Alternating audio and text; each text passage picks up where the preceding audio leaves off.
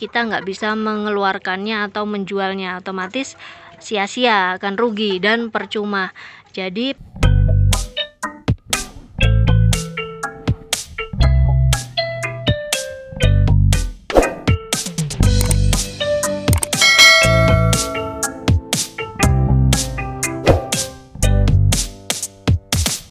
assalamualaikum warahmatullahi wabarakatuh. Selamat siang ya, salam sejahtera buat kita semua. Nah, ini siang hari ya, ini pemberian pakan tambahan. Nah, kemarin ada yang komen ya, di sini Mbak kasihan ayamnya ya kan, ayamnya udah tinggi-tinggi tapi masih di kandang ini. Nah, gini ya guys, maksudnya itu ini kan ayam udah usia 3,5 bulan ya, berarti sudah memasuki masa usia pulet 3,5 bulan ya. Nah, kandang yang di sebelah sana itu ya, sebelah sana kandang kita ya, itu kan habis kena wabah di musim Januari. Jadi kemarin itu baru kita kasih semprot formalin. Nah, nanti insya Allah mulai 2 hari ke depan akan saya semprot Sanivir, tujuannya agar lebih tuntas lagi antara virus, bakteri, jamur, dan bahkan sporanya itu bisa hilang. Tapi kita akan membahas 3 hal itu yang perlu diperhatikan bagi peternak, khususnya pemula ya, yang baru mau akan beternak. Kalau 3 hal ini kita bisa melaksanakan dengan baik, insya Allah itu ternaknya akan sukses. Balik lagi ke topik tadi, 3 hal tersebut itu mampu membuat kita itu menjadi sukses dalam beternak, dalam arti kata luas ya. Luasnya begini, yang namanya suatu bidang nggak mungkin sekali coba langsung sukses, itu nggak mungkin. Saya aja yang 4 tahun beternak mengalami wabah itu 2 kali. Pertama musim baru-baru beternak, belum ada setahun, kena aratan, itu pernah. Nah, kemarin itu Januari saya pun barusan pasca wabah ya, wabah di Januari. Nah, di situ saya berhenti nggak dalam beternak? Enggak. Kenapa? Karena saya memang menekuni, yakin bahwa ternak ini mampu membuat hidup saya itu menjadi lebih berbeda ya, menjadi lebih berbeda. Sedikit banyaknya ternak kalau kita tekuni itu akan bisa membuat perubahan di dalam hidup kita ya. Oke, balik lagi ke 3 hal tersebut itu apa ya. 3 hal tersebut yang menentukan suksesnya dalam beternak adalah yang pertama bibit ya. Jadi kita harus tahu bibitnya, bibit ayam yang akan kita kembangkan itu seperti apa. Contohnya misal untuk pedaging, kalau untuk pedaging itu banyak sekali ya bibitnya, baik dari PT ataupun dari breeder itu mampu kita jadikan bibitan kembali untuk ayam pedaging. Contohnya sendiri di kandang saya sekarang ini anakan dari Gorwit silang Gorwit, Gorwit silang Permut, Gorwit silang Kuntara, dan Kedu merah silang Kedu merah. Nah, kalau yang putih itu ya, tuh yang putih itu adalah anakan F1 White Leghorn, saya silangkan dengan Elba. Jadi yang pertama adalah bibit ya, bibit. Jadi kita harus tahu bibitan apa yang harus kita pelihara agar apa? Agar tidak rugi ke depannya ya. Nah, jadi tahap penyeleksian bibitan itu pertama dari dari DOC-nya, kita harus seleksi ulang dari DOC. Nah, yang kedua dari pulet ya, kita karena ada kriteria pulet yang bagus untuk dijadikan indukan, itu ada, nanti kita bahas ya di video selanjutnya, ciri-ciri pulet yang baik atau yang bagus untuk dijadikan indukan.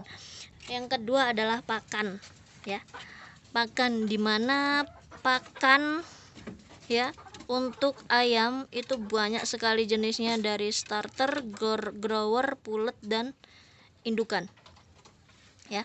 Jadi kita harus tahu di mana pergantian pakannya.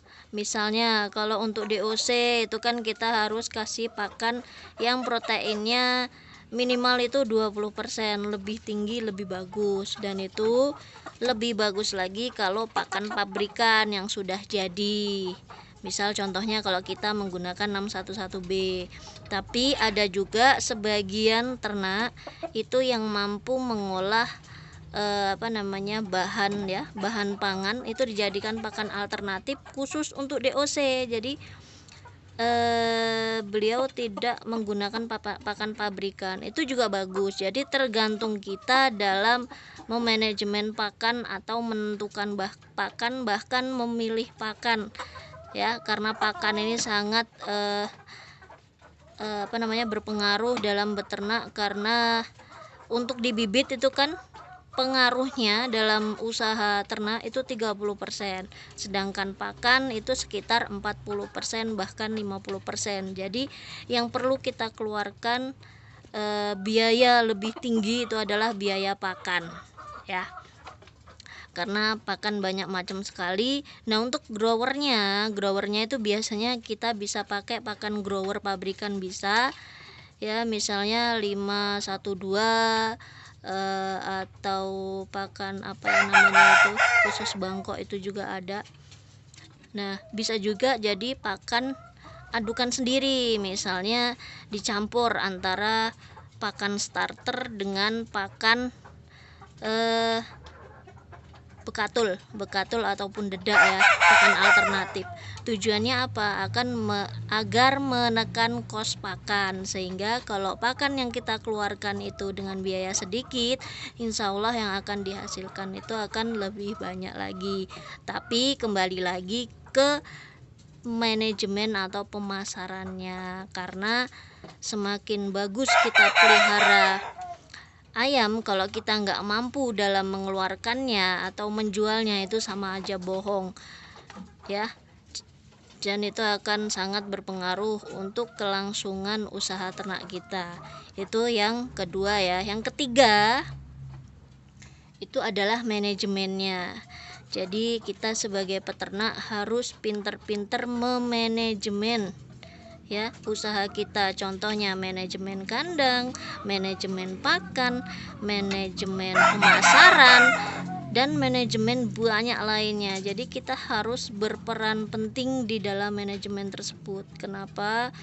Karena semakin pintar kita dalam manajemen usaha kita, insya Allah income yang akan kita berikan itu akan semakin bagus ya. Balik lagi ya yang ke tadi, dimana dalam manajemen itu ada 3 hal penting yang perlu kita ketahui khususnya untuk peternak ya, dimana manajemen itu kita harus bisa yang namanya memanajemen pakan ya, karena beternak itu khususnya ternak ayam, akomodasi ataupun bukan akomodasi ya, biaya yang paling sering banyak dikeluarkan adalah untuk biaya pakan ya. Apalagi kalau misalnya sekarang pakan itu mulai naik ya, khususnya pakan pabrikan naik, itu akan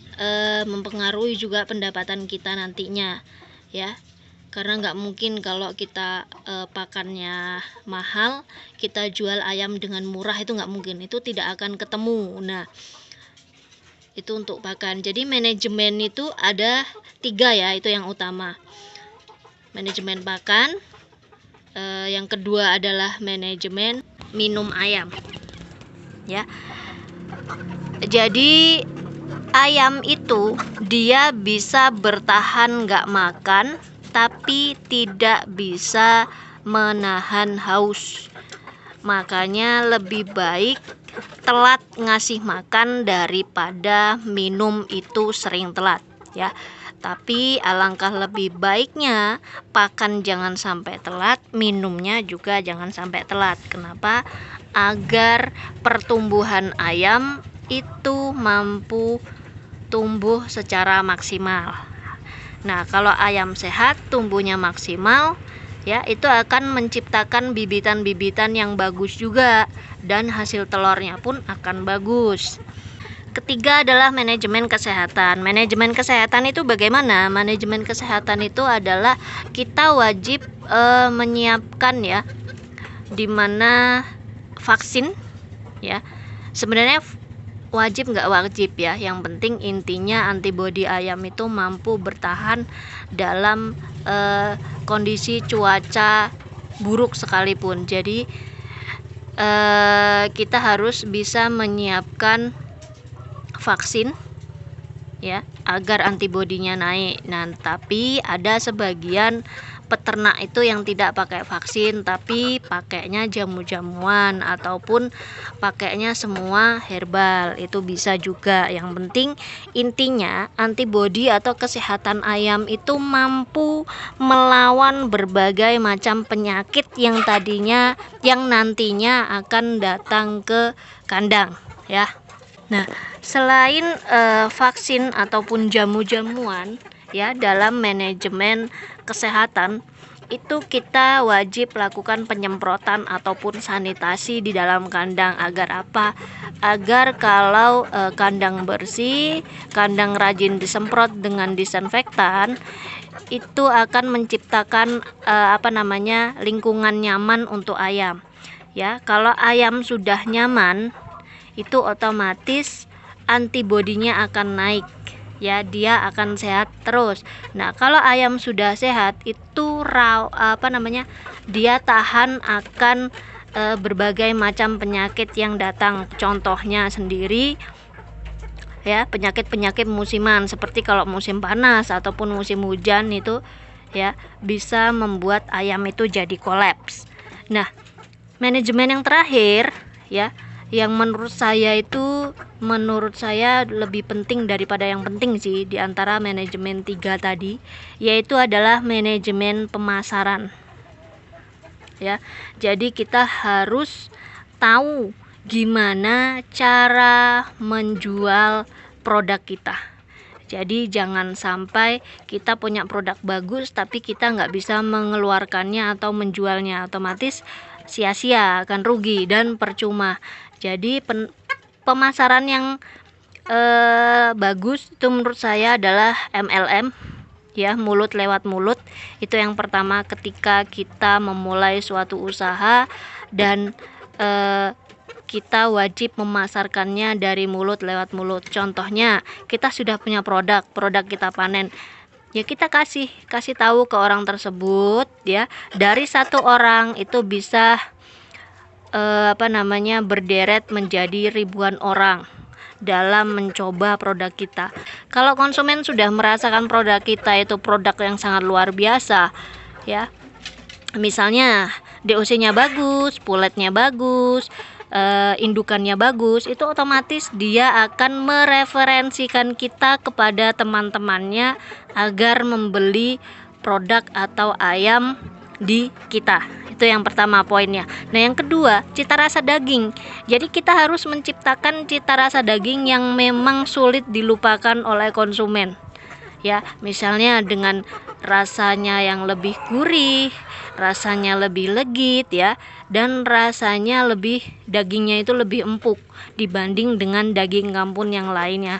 Itu otomatis konsumen itu akan repeat order dan terus berbicara atau memberitahu teman-temannya, mungkin keluarganya, itu untuk membeli produk ke kita. Khususnya untuk pemula, kita wajib melakukan 3 hal tersebut agar sukses dalam beternak.